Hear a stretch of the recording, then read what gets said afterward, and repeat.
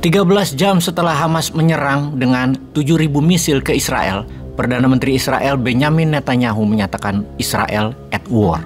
Israel berperang melawan Palestina secara resmi dan terbuka, dan mulailah Israel melakukan serangan balik ke Palestina di Gaza terutama. Awalnya, di hari Sabat, hari sucinya Yahudi, Hamas menyerang dari sisi selatan Israel dengan roket ke arah Yerusalem dan Tel Aviv juga yang menewaskan 300-an orang lebih, melukai lebih dari 1.000 orang penduduk sipil dan menculik serta menyederai puluhan tentara dan menyerang instalasi militer Israel. Serangan Hamas terkoordinasi rapi dari darat, laut, udara. Dari udara menggunakan paraglider menembaki warga, kapal atau semi-military boat, juga drone. Dari darat ratusan orang bersenjata roket, senjata serang, dan ribuan warga turun masuk ke perbatasan Israel juga menggunakan bulldozer untuk membuka pagar kawat perlindungan warga Israel dengan Gaza Palestina.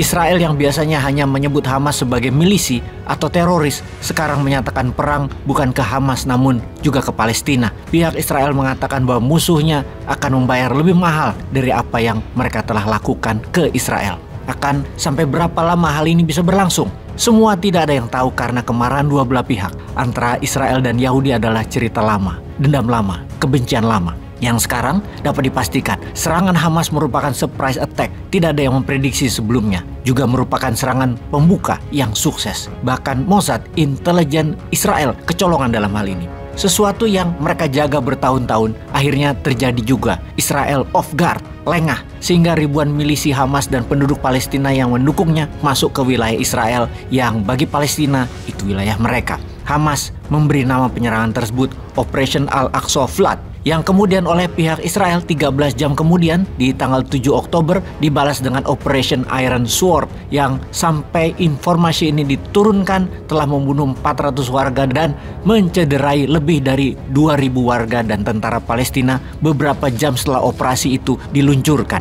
Mereka bukan hanya masuk ke dalam wilayah Gaza, namun juga menarget top leader Hamas di tengah permukiman penduduk Palestina di Gaza. Bahkan bukan hanya roket misil diluncurkan atau RPG, namun pesawat jet tempur Israel menembaki semua tempat yang diduga markas Hamas, dan ini sudah merupakan serangan brutal dari kedua belah pihak. Serangan ini terbesar dalam 2 dekade terakhir semenjak Israel mundur dari Gaza di tahun 2005 dan Hamas menguasai penuh wilayah Gaza di tahun 2007 dengan pemilihan umum yang mengalahkan kelompok Fatah milisi lainnya. Sebentar sahabat, kita jelaskan sedikit tentang sejarah jalur Gaza agar kita waspada dengan masalah yang terjadi di sana. Jalur Gaza adalah sebuah kawasan terletak di pantai timur Laut Tengah, bagian dari wilayah negara Palestina berbatasan dengan Mesir di sebelah barat daya dan Israel di sebelah timur dan utaranya. Jalur Gaza memiliki panjang sekitar 41 km dan lebar antara 6-12 km, seperti The Line-nya Saudi yang mau dibangun itu. Ya memang Gaza adalah jalur panjang. Populasi di jalur Gaza berjumlah 1,7 juta jiwa. Mayoritas penduduknya merupakan pengungsi Palestina yang melarikan diri ke Gaza setelah meletusnya Perang Arab-Israel di tahun 1948. Pada awalnya, jalur Gaza secara resmi dikelola oleh pemerintah seluruh Palestina yang didirikan oleh Liga Arab pada bulan September 1948. Sejak pembubaran pemerintah seluruh Palestina tersebut pada tahun 59 dan 67 atau pada tahun 1959 hingga tahun 1967, jalur Gaza secara langsung dikelola oleh Mesir.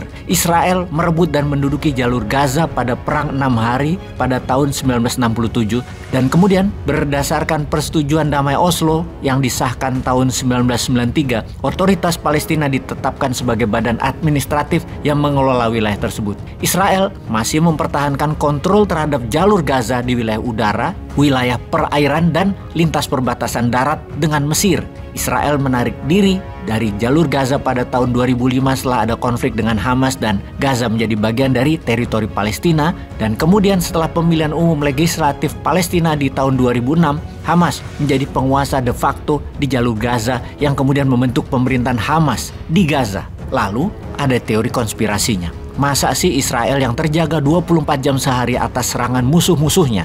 Hari itu, 6 Oktober 2023 lengah sehingga Hamas menyerang tanpa diketahui Mossad dan pemerintah Israel. Atau itu semua rekayasa? Ternyata memang dibocorkan dan dibuat lengah Yang mana ini semua sebuah kesengajaan yang dirangkai dengan cantik oleh Israel sehingga Hamas bergerak, sehingga ada alasan Israel untuk mengambil Gaza. Dan kakak tertua Amerika, ada proyek senjata lagi yang baru selain di Ukraina dan Taiwan. Kita tunggu tanggal mainnya. Selalu waspada. Peace.